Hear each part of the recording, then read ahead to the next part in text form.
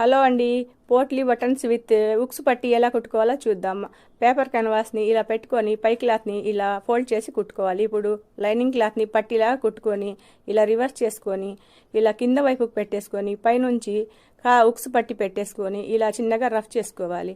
ఇప్పుడు పోట్లీ బటన్స్ ఒక్కొక్కటిగా పెట్టుకుంటూ ఇలా నీట్గా ఖర్చులు బయటికి కనిపించకుండా ఇలా నీట్గా కుట్టుకోవాలి. ఇప్పుడు కుట్టేటప్పుడు దారం తెగకుండా ఒక చెయ్యి వెనక వైపు పెట్టాలి. ఎందుకంటే పోట్లీ బటన్స్ కుట్టేటప్పుడు మనం చుట్టుకున్నప్పుడు క్లాత్ లావుగా వచ్చినప్పుడు పోట్లీ బటన్స్ పెట్టి కుడుతుంటే దారం తెగుతుంది.